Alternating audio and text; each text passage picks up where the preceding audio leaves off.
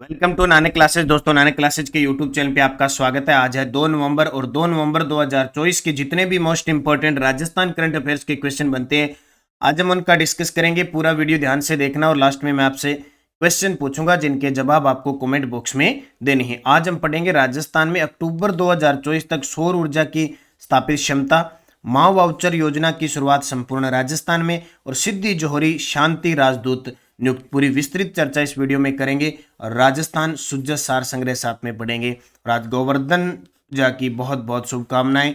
गोवर्धन पूजा की जाती है। हालांकि अब की बार दीपावली का जो सिस्टम है वो अलग अलग चला। 31 को भी बनाएंगे, 1 को भी बनाएंगे। किसी ने 31 को बनाई, किसी ने 1 को बनाई, किसी ने गोवर्धन पूजा 1 को की, किसी ने आज कर रहा है। तो मिक्स चल रहा है। भैया दूज, आज भैया दूज भी चल रही है। तो सारे त्योहार घुल मिल के साथ में चलते जाते हैं। तो करें स्टार्ट आज की इस महत्वपूर्ण कड़ी की क्लास को। सबसे पहले कल हमने पढ़ा भरतपुर के अटारी गांव का संबंध है मुख्यमंत्री भजनलाल शर्मा का पैतृक गांव है। 11वां राजस्थान इंटरनेशनल फिल्म फेस्टिवल श्रीप का आयोजन जोधपुर में।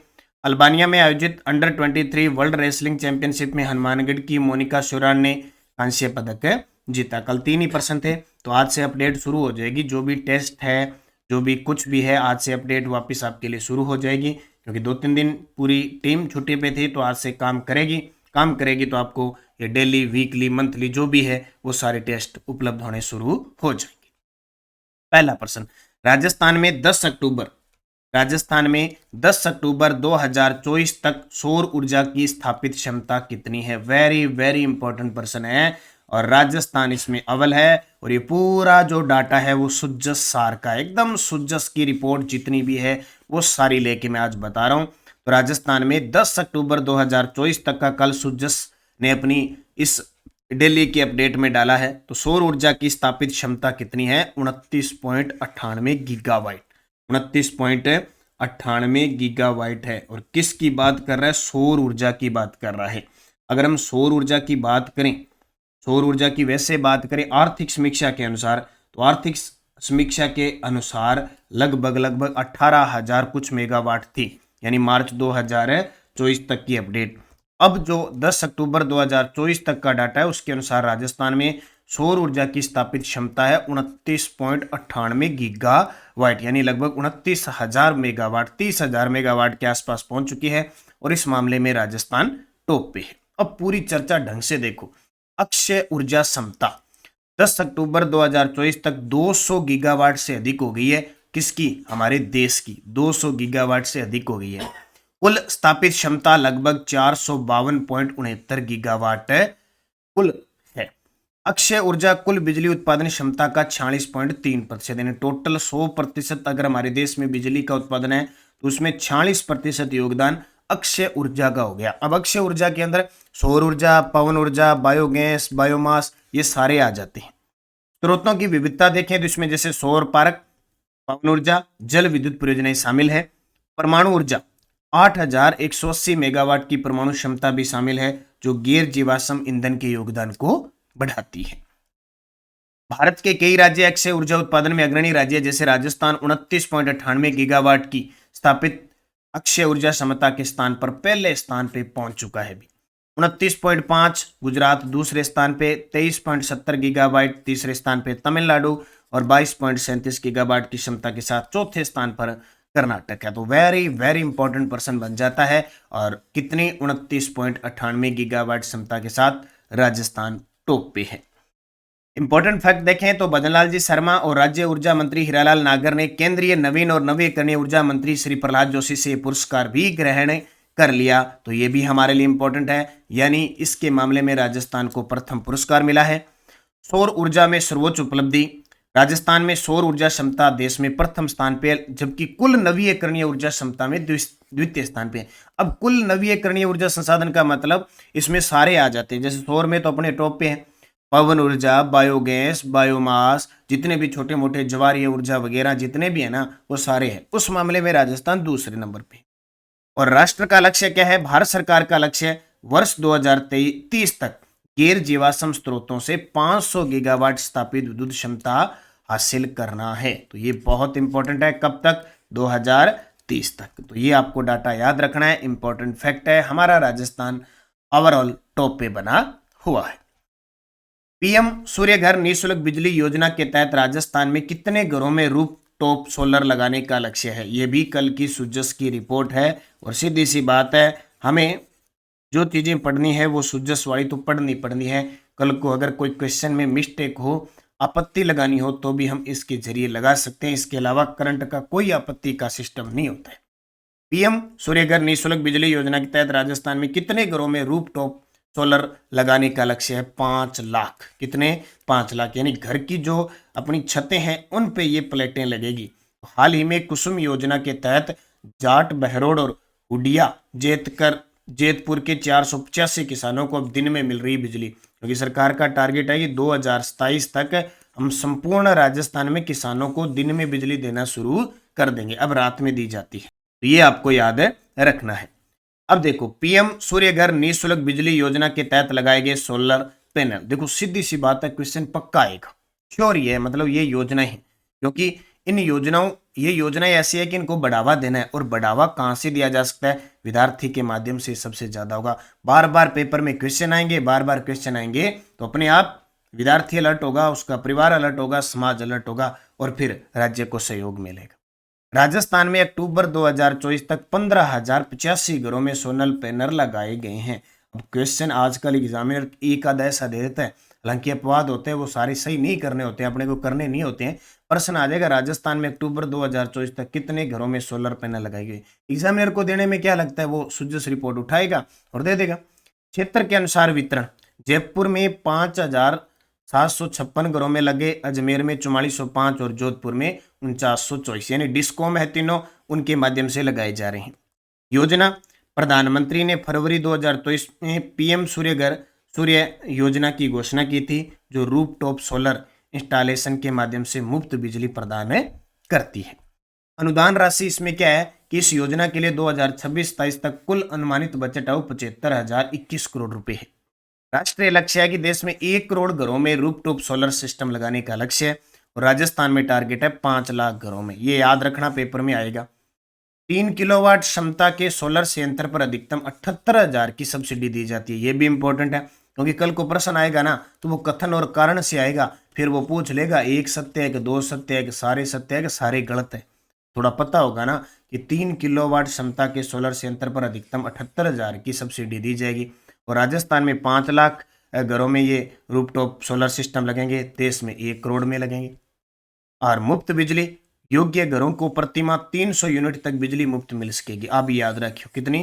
300 यूनिट तक मुफ्त बिजली मिल जाएगी इस सोलर प्लांट से। ठीक है, तो इसको भाई अच्छे तरीके से याद रखना, क्योंकि घुमा फिरा के प्रश्न तो यहीं से पूछने हैं योजना से। सिद्धि जोहरी को किस संगठन द्वारा शांति राजदूत के रूप में नियुक्त किया गया? वेरी वेरी इंपॉर्टेंट है ये भी। सिद्धि जोहरी, कई बार प्रश्न इनका पेपर में आ चुका है। किस संगठन द्वारा शांति राजदूत के रूप में नियुक्त किया है? International ambassadors of peace network. International ambassadors of peace network के द्वारा इन्हें शांति राजदूत के रूप में नियुक्त किया है। तो सिद्धि जोहरी को international ambassadors of peace network द्वारा भारत के लिए शांति राजदूत के रूप में नियुक्त किया है। उनकी नियुक्ति में उनके लीडरशिप कौशल, सामाजिक कार्य के प्रति जुनून, महिला सशक्तिकरण के लिए समर्पण को ध्यान में रखा गया। यानी पूछ ले कभी भी, सिद्धि जोहरी का संबंध सामाजिक कार्यकर्ता। सिद्धि जोहरी की भूमिका क्या रहेगी? सिद्धि जोहरी शांति दूत के रूप में भारत में शांति, समझ और संघर्ष समाधान को बढ़ावा देगी। जिम्मेदारियां इन पर क्या रहेगी? राष्ट्रीय और अंतर्राष्ट्रीय पीस नेटवर्क कार्यक्रम में भारत का ये क्या करेगी? प्रतिनिधित्व करेगी। तो नाम आता है सिद्धि जोहरी। सिद्धि जोहरी को बहुत सारे पहले अयोध्या के अंदर अयोध्या राष्ट्रीय सम्मान से भी सम्मानित किया जा चुका है। नेपाल के अंदर एक समरसता अवार्ड भी इन्हें दिया जा चुका है। नाम है सिद्धि जोहरी। बाकी शांति निर्माण वगैरह और सारे काम है करती रहेगी। इसके अलावा इन्हें मिस पीस पेजेंट्री, सिद्धि को इस पेजेंट की एशिया डायरेक्टर के रूप में भी नियुक्त किया गया है, जिसमें वे आयोजन और क्रियान्वयन की देखरेख करेगी। इसको आपको ध्यान रखना है। अगला प्रश्न, मां वाउचर योजना के तहत प्रतिवर्ष कितना व्यय राजस्थान सरकार द्वारा किया जाए? तो 10 करोड़ रुपए। ये भी बहुत इंपॉर्टेंट है, सरकार की बहुत ही अच्छी महत्वाकांक्षी योजना है। मां वाउचर योजना के तहत प्रतिवर्ष कितना व्यय राजस्थान सरकार द्वारा किया जाएगा? क्योंकि अब तक ये राज्य के क्षेत्र में था, अब इसको निजी क्षेत्र में भी कर दिया गया है, इसलिए इंपॉर्टेंट है। तो प्रतिवर्ष 10 करोड़ रुपए व्यय आएगा। यहाँ पे देख सकते हो, ये भी सुजस की रिपोर्ट है, ताजा सुजस। और ये देखो जो वाउचर वाला जो क्यूआर कोड है वो प्रदान है करते हुए। पूरी प्रक्रिया देख लो। सबसे पहले मां वाउचर योजना बजट घोषणा थी 2024-25, पायलट प्रोजेक्ट के रूप में भरतपुर, फलोदी और 12 जिले में शुरू किया गया। याद रखना, पै वर्ग याद रख लेना। पै से क्या हो जाएगा, पै से हो जाएगा पायलट प्रोजेक्ट और पै से हो जाएगा प्राइवेट सेक्टरों में इसको शुरू किया गया। फै का मतलब फलोदी, फै पै फै बै, बै का मतलब 12 और भै का मतलब भरतपुर और मै का मतलब मां वाउचर योजना। तो पै वर्ग में ये पूरी योजना आ जाती है। इसकी शुरुआत पायलट प्रोजेक्ट के रूप में तो हुई तो भरतपुर, फलोदी और 12 में, लेकिन संपूर्ण राजस्थान में 17 सितंबर 2024 प्रधानमंत्री नरेंद्र मोदी के जन्म दिवस पर इसकी शुरुआत हो चुकी है। सेवा का विस्तार, राजकीय और निजी सोनोग्राफी केंद्रों का सहयोग किया जाएगा ताकि जांचें सहजता से उपलब्ध हो। इस योजना के तहत निजी सोनोग्राफी केंद्रों के लिए प्रतिवर्ष लगभग 10 करोड़ रुपए का बजट आवंटित किया जाएगा। ये याद रखना, पेपर में ये सारे पूछे जाएंगे, ठीक है। तो ये याद रखना। लाभार्थी का लक्ष्य, इस वर्ष योजना से लगभग 2.25 लाख गर्भवती महिलाओं को लाभ पहुंचाने का लक्ष्य है। ये ध्यान रखना। अब तक लगभग 18,000 को फायदा मिल चुका है। 18,000 गर्भवती महिलाओं को फायदा मिल चुका है, ठीक है। इस योजना की क्रियान्वयन की निगरानी के लिए एनआईसी के सहयोग से एक ऑनलाइन प्रणाली विकसित की गई है। योजना क्यूआर कोड जनित मां वाउचर के माध्यम से संचालित की जाएगी, जिससे लाभार्थी किसी भी जिले में नजदीक केंद्र पर सोनोग्राफी करवा सकेगा, ठीक है। जांच के परिणाम तुरंत सूचना विभाग के सॉफ्टवेयर पर अपडेट होंगे। तो ये बहुत अच्छी योजनाएं हैं, क्योंकि जरूरी नहीं है कि हर जगह सरकारी अपडेट हो, नहीं होती है, बहुत जगह निजी होते हैं। कई बार तो 70-70, 80 किलोमीटर दूर में भी सोनोग्राफी की व्यवस्था नहीं होती है, निजी होती है। और वो आपको पता है लगभग 800, 1000 रुपये, 1200, 1500 रुपये लेते हैं, अपने हिसाब से लेते हैं स्थिति के अनुसार।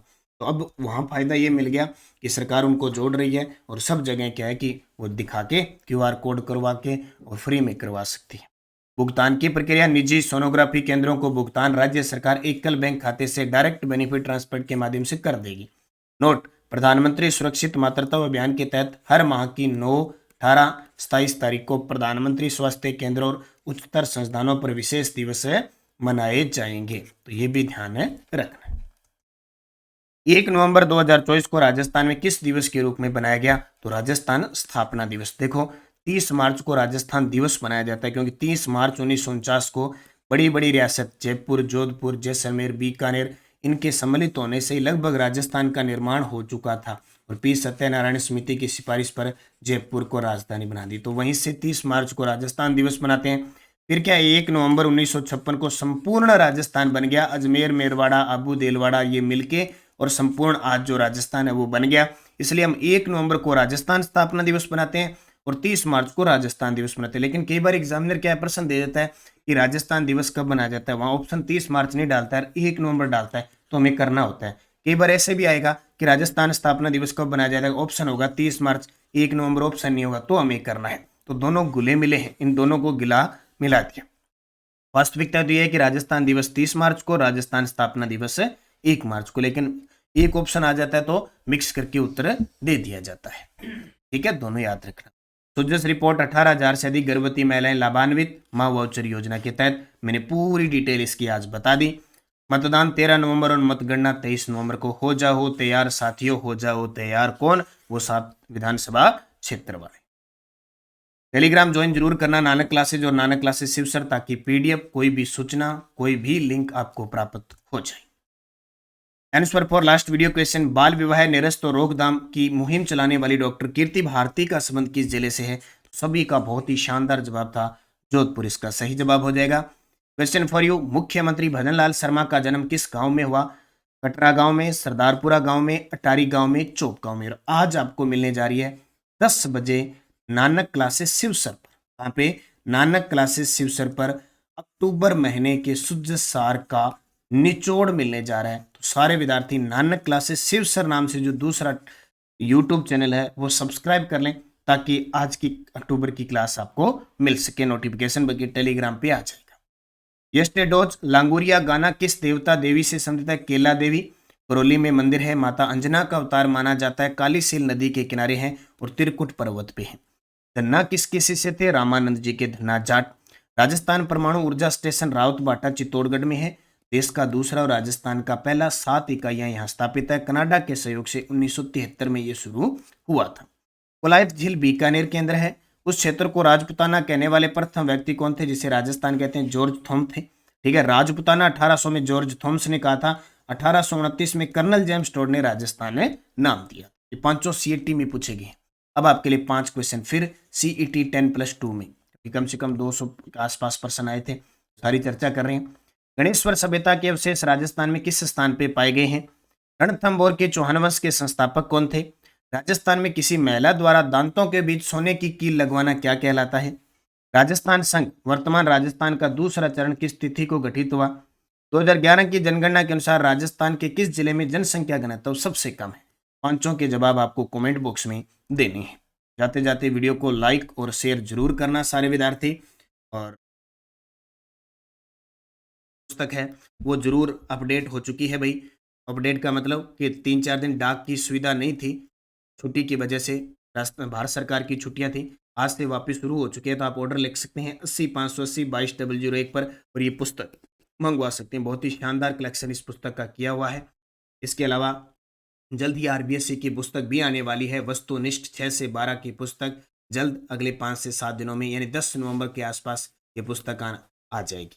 पशु परिचर के प्रैक्टिस सेट हैं, करंट अफेयर्स इसका टेस्ट जनवरी से दिसंबर 2024, अभी जो मैंने क्लास लगाई है, डेली टेस्ट मिलता है, वीकली टेस्ट मिलता है, मंथली। अब आज आपको डेली टेस्ट मिल जाएगा, और आज या कल आपको अक्टूबर मंथ के पूरे जितने भी क्वेश्चन बनते हैं उनके पार्ट 1 पार्ट 2 में मिल जाएगा। पीडीएफ मिल जाएगी 1-2 दिनों में। 5 नवंबर को पीडीएफ मिल जाएगी, प्रिंट निकाल के पढ़ सकते हो।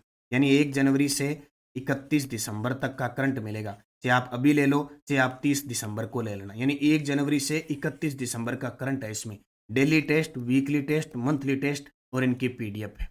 और वीडियो कोर्स भी चल रहा है, अगर कोई मंथली वीडियो कोर्स लेना चाहता है, अभी 3 नवंबर तक मात्र 99 रुपए में है, सारे के सारे इतने कम प्राइस में आपको प्राप्त हो रहे हैं। इसका फायदा उठा लो, मेहनत करो, ऑफर चल रहा है बहुत बड़ा।